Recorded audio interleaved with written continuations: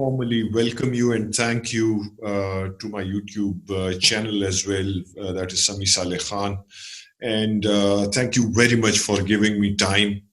I'm really grateful on behalf of our whole country and the population as well, who would want to get aware regarding quality bird care and quality breeding as well. So okay. I'll give you the mic now, and you can start away. I know formally nobody needs introduction from you because you are quite well known in my country.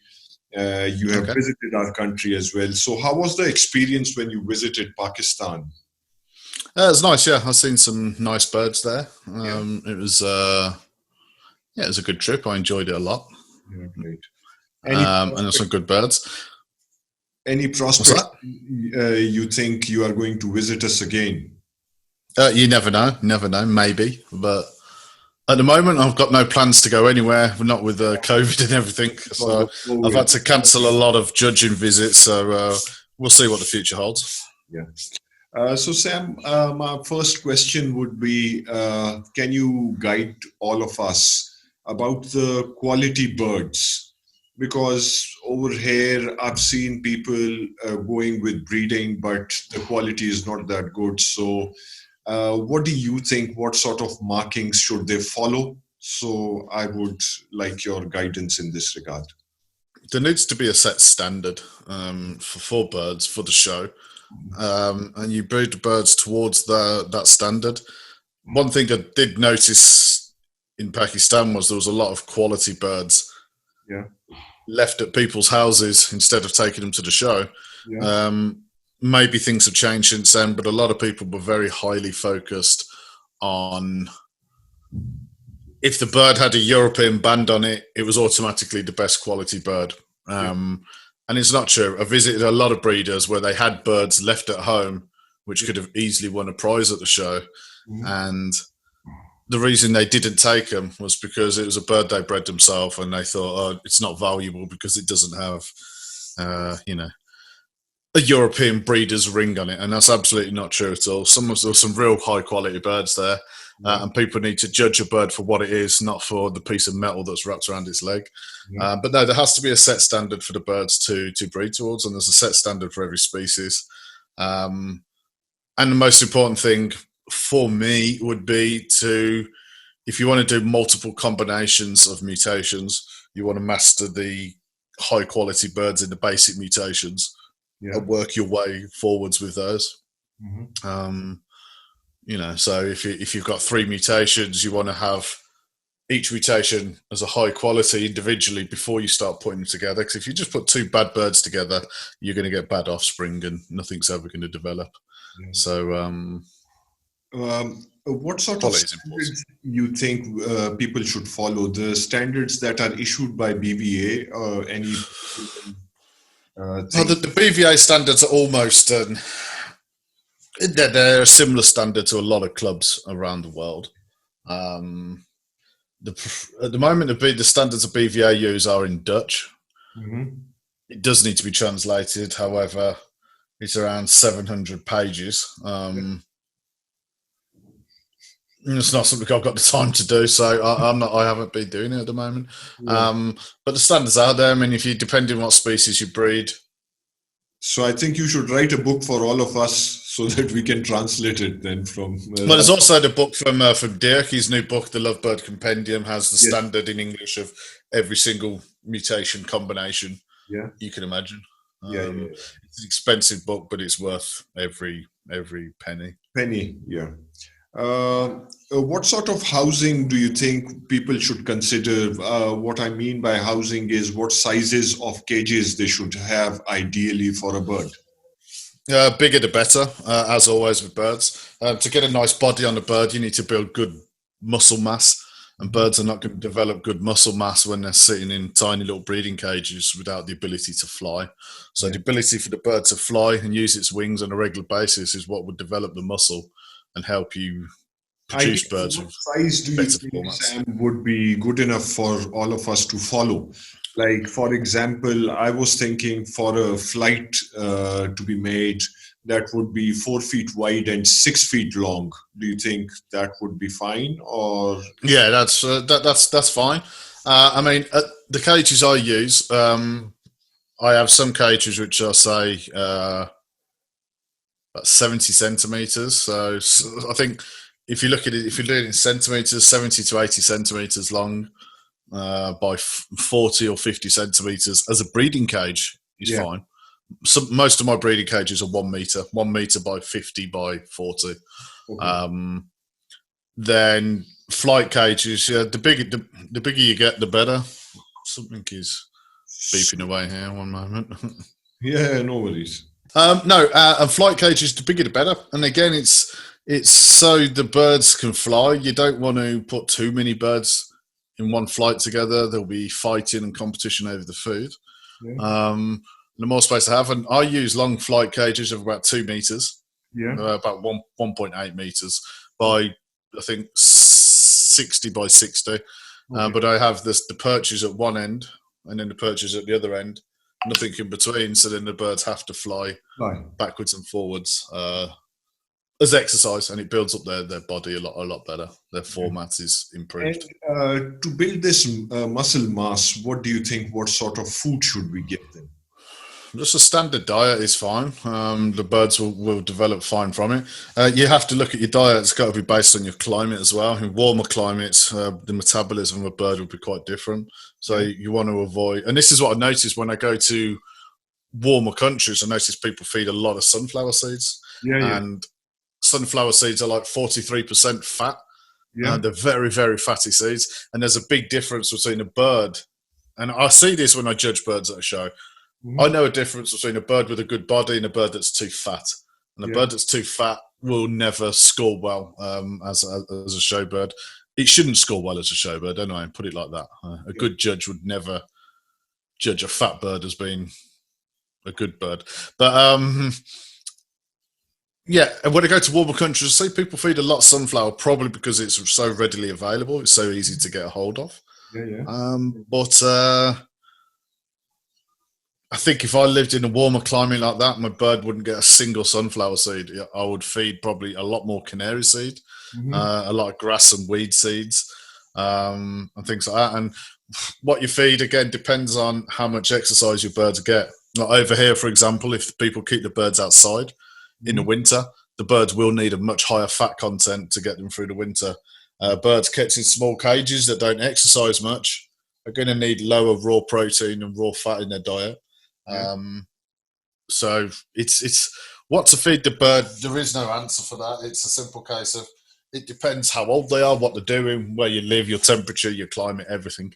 Like I feed no sunflower seeds, nothing at all. I just feed standard seed mix, egg food, and lots of fresh vegetables. So you think we should not feed them sunflowers even in winters?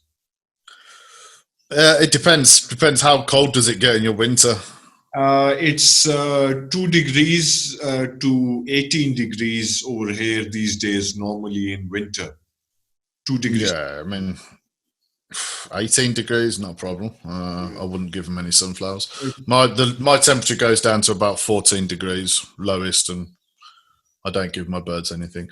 But I mean, you could always have a mix where you put in a small amount of sunflowers through the colder months, but Yeah, I'm talking like minus 10 degrees when it's snowing and icy, and the birds really need to pack some fat on. But no, I wouldn't feed them sunflower. I don't think. And if you do, very, very minimal amount. The rest of it should be bulked out by. I have personally seen this in the sheds of the senior breeders over here in Pakistan. They feed them with sunflowers, and that's quite a lot. As you yourself correctly mentioned, that you have observed this in hotter countries, that people, just because of the availability, so I think it's the availability. Yeah, they keep on feeding them like this. So okay. My feed is going to deduct, the sunflower seeds from today onwards, obviously. Yeah. And uh, if they are chicks, ideally what we do is we remove them from their parents on 45th or 50th day. Do you think that's reasonable, or should we wait a little bit more? Because as you have personally observed this as well, over here, the professional breeders over here, what they do is they would get rid of them and try to breed them, try to breed the parents again and again. So, and what is your point of view regarding fostering I foster more or less all the time. I will always try to keep around 5 chicks per nest. Only some couples will let them have more than 5. So if a couple lays, say, 6 or 7 eggs, and another couple only has 4 fertile eggs, I'll put the eggs from the one nest into the other in order to balance out the numbers. Fostering, I wouldn't hesitate to do it if the chicks are roughly the same age. I would not hesitate to move one chick to the other nest. And when do I remove them? I remove them. Usually the female will start laying. Usually, not always, but usually they'll start laying before the chicks even leave the nest.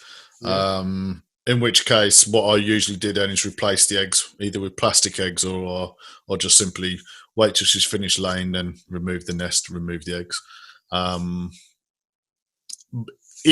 Sometimes I'll have 2 rounds back to back, but very rarely do I do that. But when do I remove the young? It totally depends on the individual birds themselves, really. But normally, 7 to 8 weeks is when they go. But first, I observe them. If they're eating confidently on their own, they're good. Always feel the chest bone. If their keel bone is very prominent, it means they're a little bit underweight. So I try to fatten them up. So there's no, they're not losing weight as such. And then I move them. And often if I do move them, I'll put the father with them as well. Because by that stage, it's the male bird who will be feeding the young. Sam, how do you train the birds for participating in show? If I want to ask you in this regard, because I want to compete in shows, and many of my countrymates are going to go towards this. Everybody has an aspiration towards competing, right? And everybody has full right, but they should know how to train their birds to participate in shows. So, what would be your suggestions in this regard? Training birds is quite important. You could have the best bird there, but if it's not showing itself, if it's just stuck in the corner of the show cage, it would be impossible for a judge to properly judge the bird to the true merit that it deserves. I will always take time to try and get a bird up. I'll always take a lot of time to try and get it on the stick so it can really show itself. But if the bird's just a complete stress head and sitting in the corner, I can only waste so much time in trying to get one bird up. So then I'll just have to judge it, move on. So having a well-trained bird is very important. I think a lot of shows have been won simply because the bird who won may not necessarily be the best quality bird there, but it's the one that showed itself a lot better than all the others. And the bird's posture and how it expresses itself is also part of the judging merit. So it's what is going to gain points for your bird. So it's quite important. And there's some people. That is my question. Sorry, right? So, how do I train my bird to show itself, sit on the bird? For starters, it starts back at the breeding. I select my birds based on their behaviour. I don't want stressy birds. I don't want panicky birds. I don't want aggressive birds. And that is something you can select when breeding your birds. If you've got 2 calm parents, you're probably going to get genes, right? Calm, It does indeed, Now, I will always probably put. It's about finding the balance. What do you pick? Pick the quality of the bird, the size, the quality, the format. but you also have to take into consideration the characteristics of the bird as well. And a calm, well-behaved bird is part of that characteristics. And when it comes to training them for a show, some people who win a lot of shows will literally go to their aviary on the morning of the registration day, and they'll have a look. They'll just grab a bird with a net, put it in a show cage, take it to the show, win, not a problem.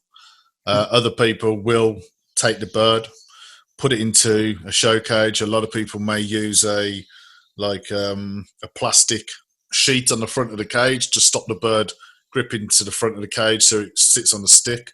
A lot of people will fill the bottom up with like a grid so that the bird is forced to sit on the sticks. Yeah. Some people will take the birds and they'll put them in the main part of the house where there's a lot of people walking around and a lot of noise, so the birds get used to the movement, the noise. Some people will put a lot of effort into it, and then, preparing them for the show, they then bath the bird and they clean the feathers and the bird gets used to that. So some people will go really far with it, and literally other people will just grab them with a net, stick them in a cage, YOLO, see what happens. But you have to remember, a broken feather, damaged feather is classic. It's a fault. It's a show fault. So it'd be really sad if you had the top bird of the day, but that one little tiny broken feather is the difference between being the champion and not. So looking after and training your birds is quite important, and I feel the more effort you put into it, the more you'll be rewarded and the more you'll benefit from it with your results. I have quite a lot of friends in Europe as well. If I ask them what sort of mutation or the basic bird that they like, I have come across quite a lot of people who would say greenfishes. So in that sense, I would like to ask you, what is your favorite bird? Mine is the Personatus, green Personatus, without a doubt. A good green bird, a good wild type bird has to be admired for its beauty. And for me, I would happily take a good wild type over any mutation any day of the week, any species. Yeah. Okay. And if I ask you about having choices, right, like rate them in hierarchy, what would be your first bird, second or third bird, if possible? Personatus is the bird I breed at the moment. It's the only bird I breed, and it's obviously my favourite. Second,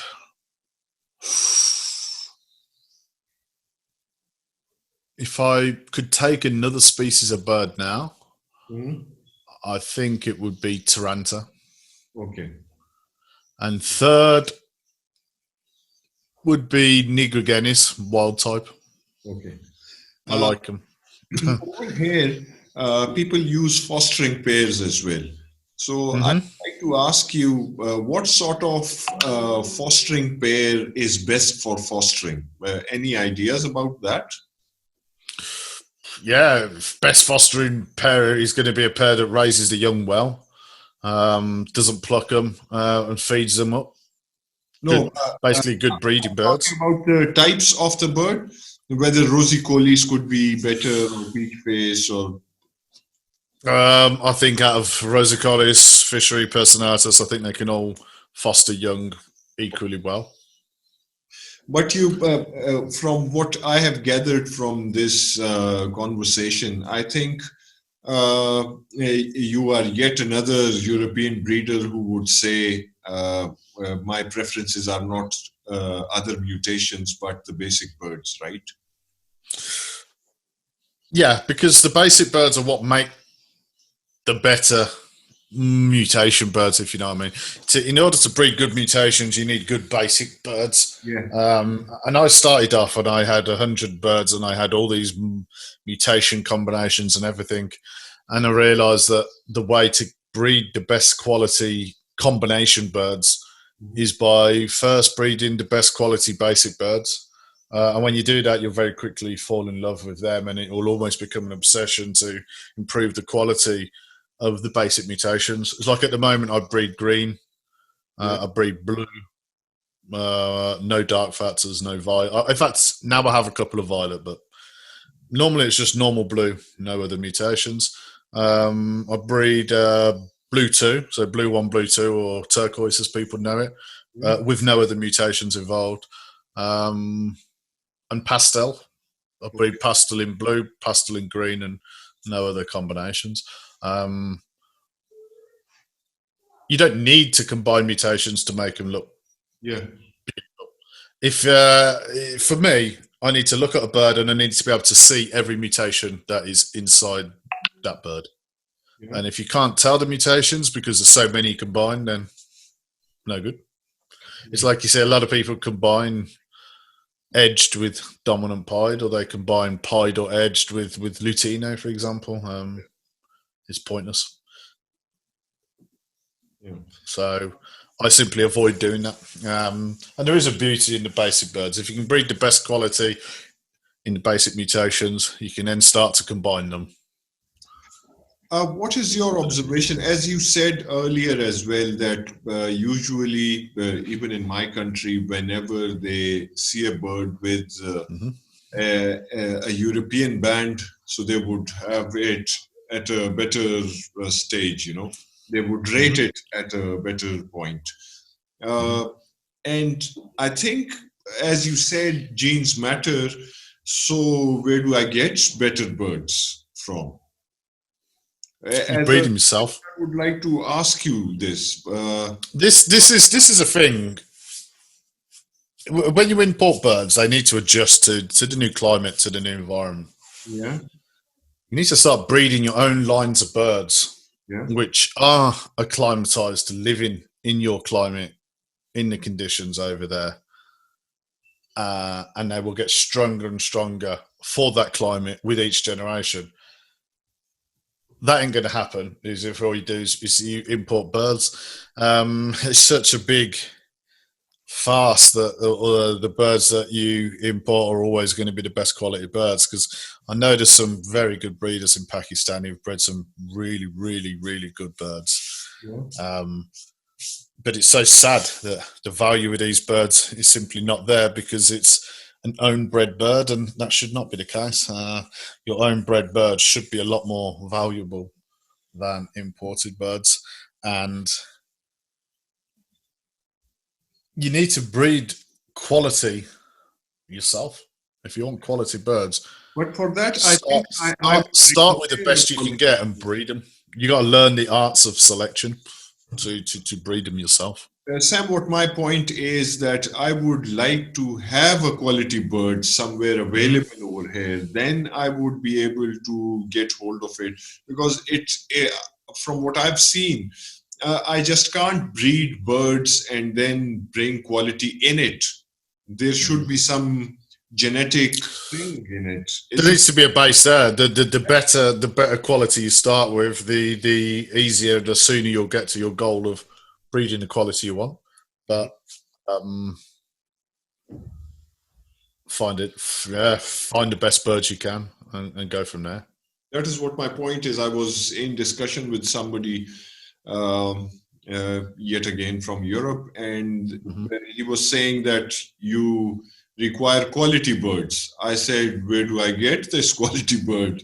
You know, so if I'll be honest, there is probably more quality birds in Pakistan now than there is in Europe. Wow, that's because so many of them are exported. I struggle here to find quality birds because so many birds are exported there, and that is the truth. That is how it goes. Yeah. I see a lot of very good birds being shipped over to Pakistan from all over Europe. You guys must have millions of them because there's so many of them being exported there. There's hardly any left here. So and that is the truth. So I don't know what the hell you're doing with your birds. But you've had so many good birds going there.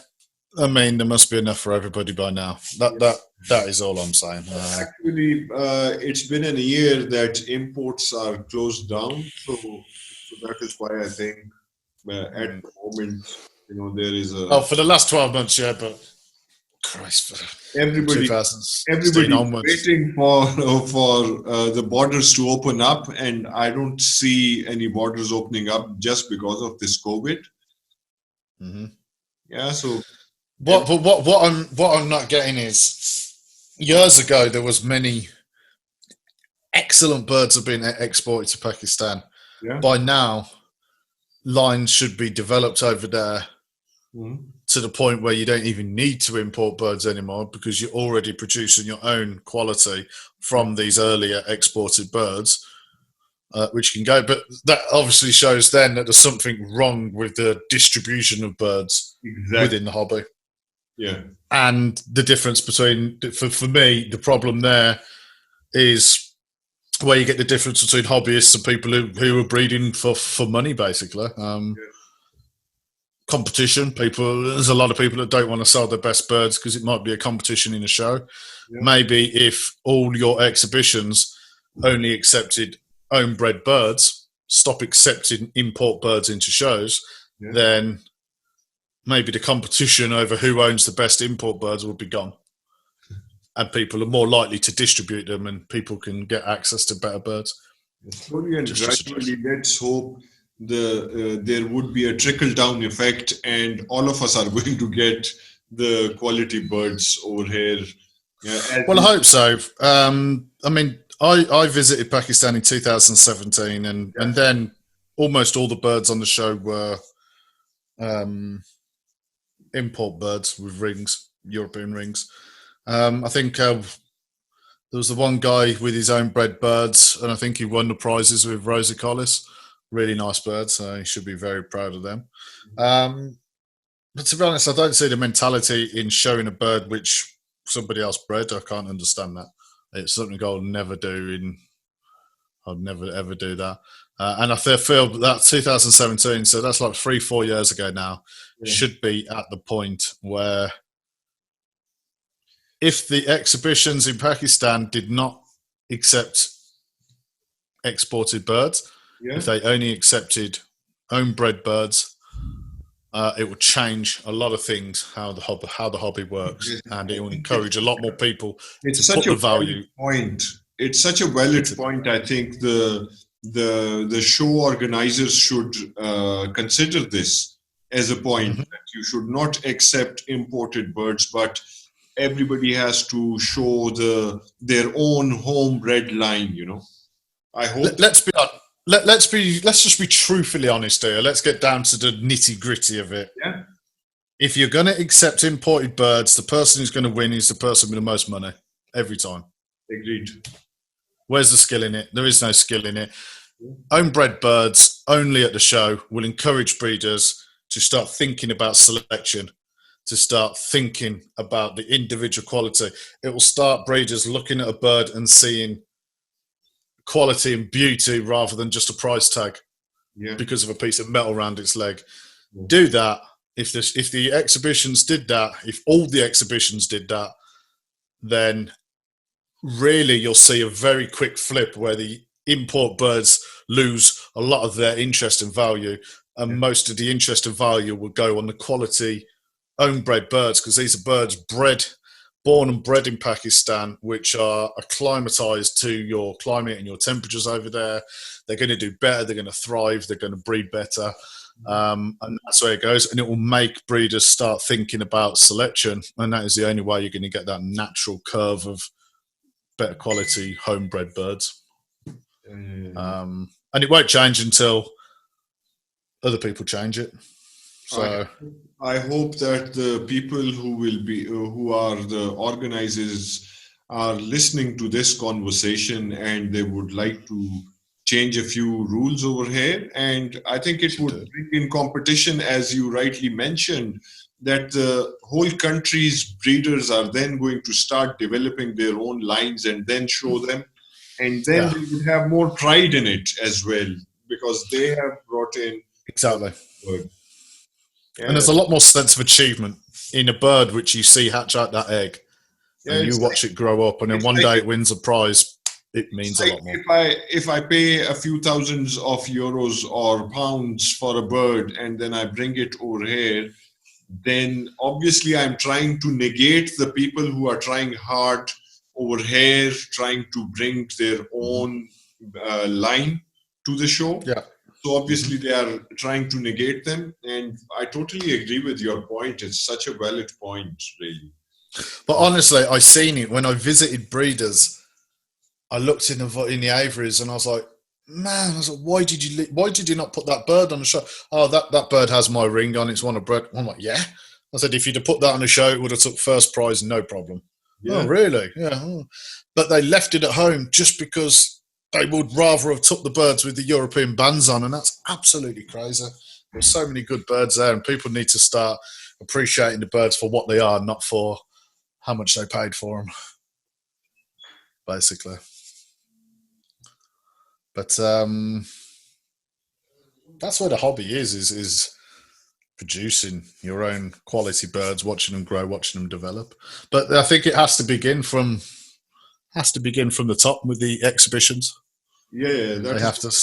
It's their job to guide the people who breed. Do you see? And the judge's job as well, huh? It's the judge's job. It's a big part of your judge's job is if birds all start getting too big, it's up to the judges to penalise these birds to show the breeders that we don't want the birds getting that big. So do you think next time when you come over, you are going to reject the birds with European bands as a judge? Well, it depends. If I do that, I might only judge 3 birds, so you got to be careful. But no, when I judge a show, I judge it exactly how they want me to judge it. I will judge it based on the standards and criteria that the club themselves have. Whether I agree with it or not's irrelevant. I will simply for that matter, do what the show requires. Start advocating for this point with the people who are in charge for organizing such shows, right? Mm-hmm. You've already got great birds in Pakistan. There is a lot of very good birds there, so you could have a show there. In fact, I would even go as far as saying if you had a show with no import birds, you probably end up with better quality birds on the show. It's really heartening to listen to or hear this from one of the best judges around. Really, it was quite a shock to me. It was quite a shock, honestly, seeing the quality birds that people left at home. Yeah, it was mad. But then that is such a different mentality in the different cultures of breeders is. Value seen on the ring. I had a discussion with Naveed Sheikh, right? Yeah. And he told me about the same words. He said, I took the judges to different breeders, and they said this bird or that bird would have won hands down, but they were not there. Which also, and it's true, it would have easily won, but. It also shows that, I don't know, I'm pretty sure that the breeder knows what a quality bird should look like. I think a lot of these breeders, they know the standards of a quality show bird. Yeah. But they're just so, not brainwashed isn't the right word, but they're so tunnel visioned on a European ring, and it's so stamped into them that a bird with a European ring is always the best, that they can't overlook their natural judgment of what a good bird is, and they literally bypass that and have to go for that bird with the Euro. And it's not true. You've got to have confidence in your own selection and take them birds to the show. And to be fair, stop allowing import birds into the show. All that's doing is, congratulations, you won a prize with a bird that you just brought from somebody else. For me, I see now. I know a lot of people. This may offend people, and well, they'll get over it. But in a lot of countries, people win prizes with birds they didn't breed, and I literally do not understand that. I don't see any. What have you done? You give the bird food and water, and that's it. Yeah. I don't see any form of achievement in winning a prize with a bird someone else bred, but that's just my opinion. I think it's a lot more rewarding if you've bred that bird yourself. It's a valid opinion that you have made. It makes sense, honestly. If the sense of achievement you would have, once you breed the bird, you grow it, and then you make it show worthy, go Yeah. compete, and then win. I think that exactly Yeah. makes sense. I don't think we even accept open class birds here anymore. I think at the BVA show we used to have a class for an open class where you could show any bird with any ring, and that was basically removed to the point where the only birds you could show were the birds you bred yourself. Okay. But nobody used it. Nobody in that class. There was a handful of birds. 10 birds, a dozen birds maybe, and those were birds with special mutations or something. Nobody used that class. Everybody would only show birds they bred themselves. Because I think they have overgrown this time. Maybe we are going through this transition time. Maybe in years to come, the people are going to make a decision, whatever you just said. So maybe that is a possibility. But honestly, they should consider this, as you rightly said. They should consider this. It's a valid point over there. Because it also then becomes a point where I think you're just stuck in a loop where you're never really going to grow as a nation of breeders when you're showing other people's birds, because the focus now is on how can I get these top quality birds, or who can I buy them from, and the focus should be how can I breed these top quality birds, which pairs do I need to put together to breed them, and people need to start putting their focus on breeding their own, working on their own birds, rather than focusing so much on where they can buy the better birds from. So look around, get the best birds you can find now, use them best birds as the base for your own creation, for your own line, and start developing your own birds. And if it takes several years, it takes several years. It's not going to happen overnight. Yeah, but you just have to have, and you could put two of the best birds you've ever found together, and they can produce terrible young. Some of my best birds come from pretty ugly parents. It happens. So you have to learn that about your birds, and that is learning how your different lines are, how they react, how they work, and developing your own lines. Go forward with them. It's the only way the hobby will ever grow from where it is now. And then maybe in the future you'll be exporting birds to other countries around the world. Maybe you'll be sending birds back to Europe. It could easily. You have the breeders there, the setups are there, and I believe also the knowledge is there. It's just the mindset needs to change. In order to do that.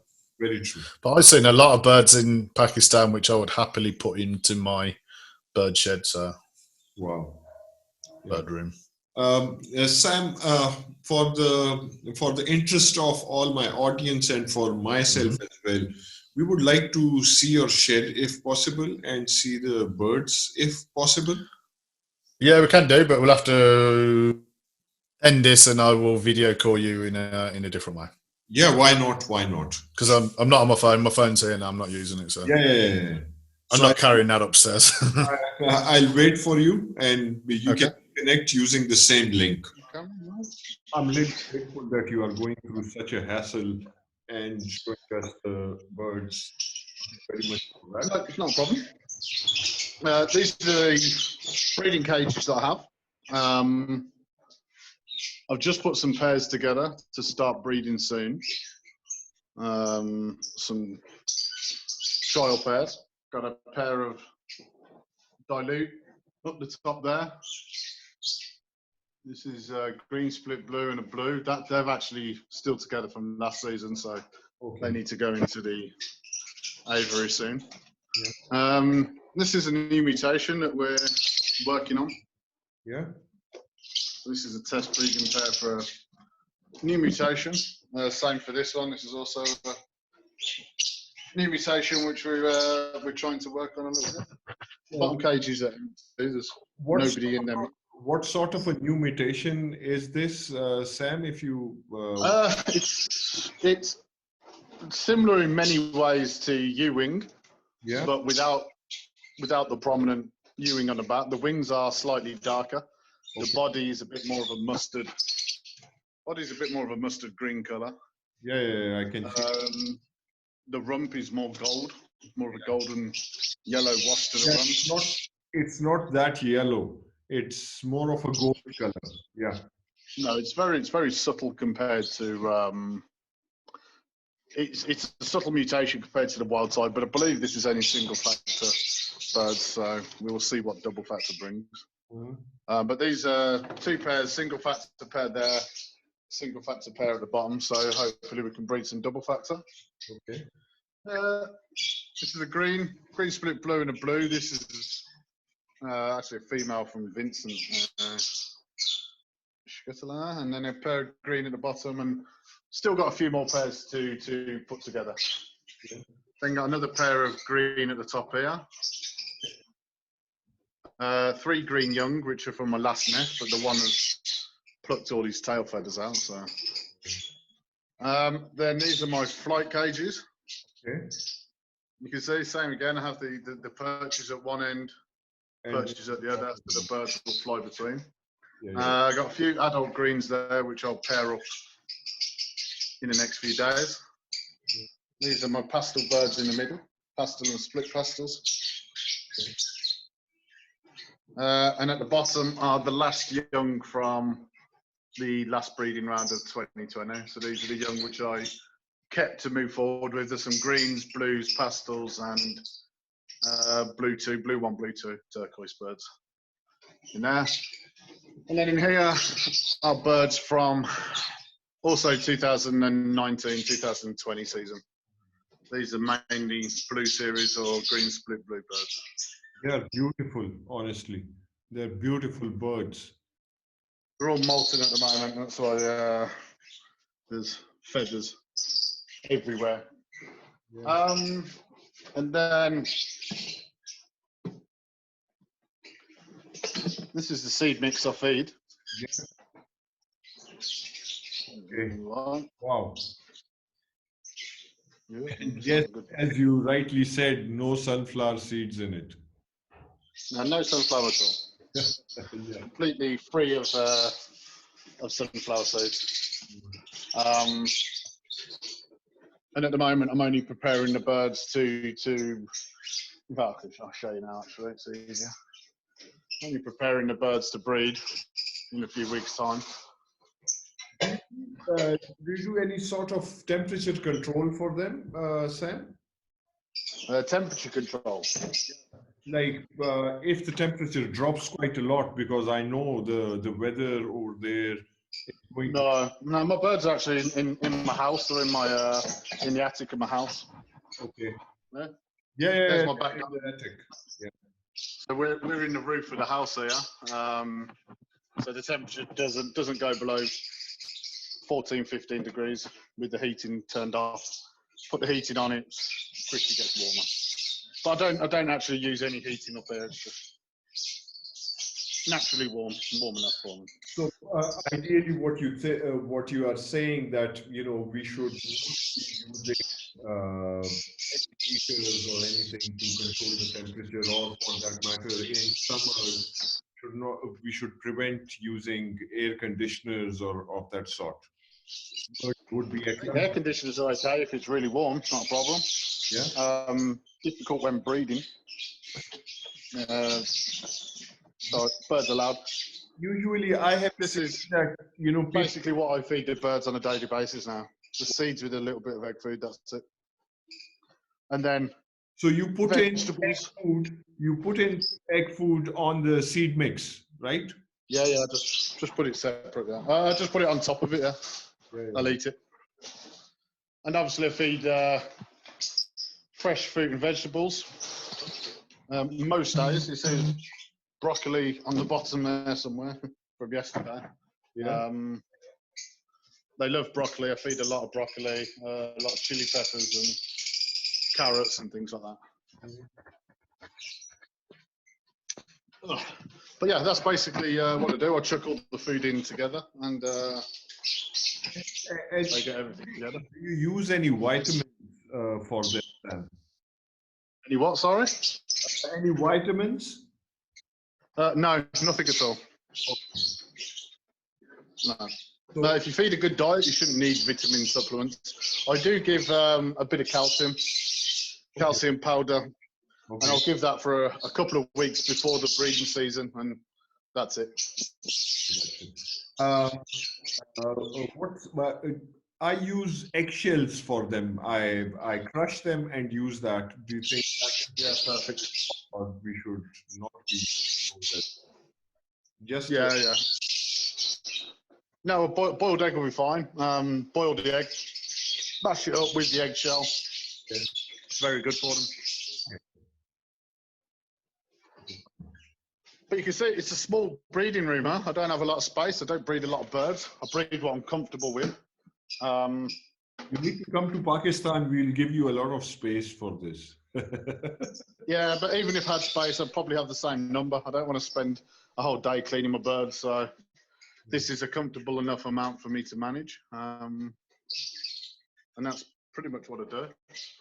I like this bird. This is a nice pair. I look forward to breeding with these. Yeah. This is not their breeding cage, right? This is a flight cage. This is just a spare cage I use just for introducing the pairs, helping them get used to each other.